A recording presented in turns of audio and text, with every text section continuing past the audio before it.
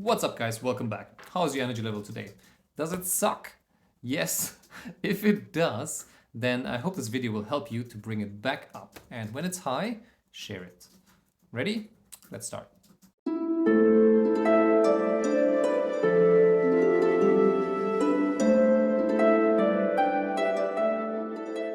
I regularly hear my clients say how they want to work on their energy because they have the feeling that it's rather depleted. They feel there's not enough of it, and during the day they're often running on their last reserves. Why is that?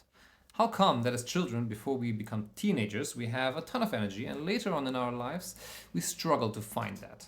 Why do many of us have that impression, that experience of life? Many people search for the cause in medicine. They have a disease or a low-grade infection and they carry it with themselves for years, and they would go to doctors and try to find out the answer to the question, what is wrong with me? And while I had that mindset too for a long time, it was hard to let go with all the hard evidence in your life, right? When you're sick and you no longer wish to, right, it feels like there's so much more you want to do, but you just can't. And business owners actually also enter this trap because they get so addicted to their business that they completely forget why they went into business in the first place. We go into business to provide society with a solution to a current problem, right? But the bigger motivation is actually a different one. We go into business to experience ultimate freedom, creative freedom, financial freedom, and time freedom. And what many business owners forget is that time and money freedom are means goals. We want both for the sake of the experiences we can have with either more time or more money. And that chasing money or time is actually pointless. We may as well start having these experiences we do badly want it to have. And finally, a small portion of the entrepreneurs also attempt to create that freedom so they can be cheered on by billions of people, so that their ego gets a boost and a break from feeling so insecure and insignificant all the time.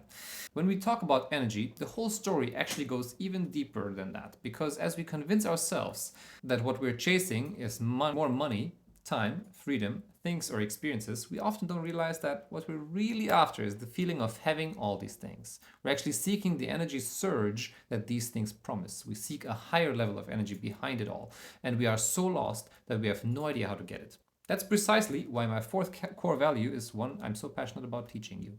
It's crucial you understand this, so please watch it a few times if you need to. Are you ready to get into it? Let's go. Radiate energy. Raise your energy, and when it's high, share it. What are some ways that you've tried to raise your energy so far? Some people would start exercising, some would go for a run, some would look at their diet, and then again others would simply try to sleep more.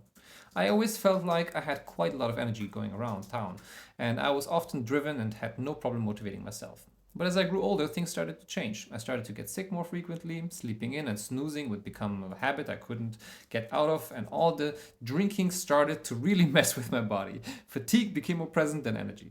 When we attempt to raise our energy, it's crucial to understand two things: energy drains and energy gains. Let's talk about energy gains. And first, about your body. Our body produces energy in each and every cell. The mitochondria are little power factories that use nutrients to produce ATP. And as ATP is used, it lets go of one phosphate molecule. And that process releases energy in the body. This means our body gains more energy through three ways. A, through nutrient-rich foods that get absorbed and processed, providing the fuel we need to burn for energy. B, through enough water so the transport of all and any of these molecules is fast, smooth, and high-powered. And C, through exercise, which lets the body adapt the stress response, produce more mitochondria, and therefore increase its capacity to burn fuel. Now let's talk about the mind. The mind often raises your energy when it gets inspired. It's when you experience joy, your mood is high, and you feel like you're discovering new possibilities that your mind contributes to higher energy. Most people wait for inspiration to hit them like a truck on the road.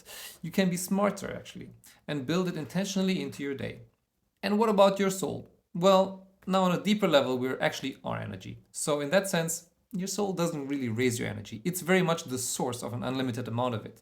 You can foster and practice the connection between your mind and your soul in order to ensure a steady flow of new energy being available in your day. Soul in this case loosely refers to the deeper part of your being. You may use another name for it if you like, and if you feel more comfortable that way. Now let's talk about the second one, energy drains. Now in your body, we often don't realize, but very often the body deals with a huge amount of sources that drain energy. Some are diseases, intolerances, weak muscles or bones, and all kinds of toxins. At the root of it all, there are sources of inflammation. Inflammation ain't always bad. Exercise creates inflammation and helps our muscles grow as a result of it. But chronic inflammation is different. When our body can't catch a break from firefighting, that's when we get into trouble. And that's also the source of the majority of our diseases of the 21st century. What about the mind? Well, we also experience huge energy drains in the mind. It's when we get upset and blame our triggers on others, or when we mentate the same thoughts day after day. Our mind is like a powerful computer, and when that computer runs systems and programs that are either too heavy or have errors in them, it can really suck the energy out of things we don't actually need. What about our spirit? Now, the soul can rarely suck energy. Many people, however, confuse the soul with something the mind is doing. In fact, many religions occupy the practices that draw you in with the promise of salvation, only to drain more energy from you than you had before. The most common culprit here is, however, the lack of connection with our soul that convinces us that our energy is oh so limited. As you get to understand and optimize your life to stop all the energy drains and enhance all the energy gains, you'll start to feel the vibration rise. And when your energy is high, share it. Go dance, sing, and go speak. Share it when it's high.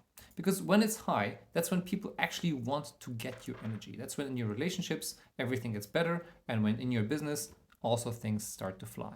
And so try out these practices today and let me know which of the energy gains, which of the energy drains really work for you. And also, how do you like my new shades?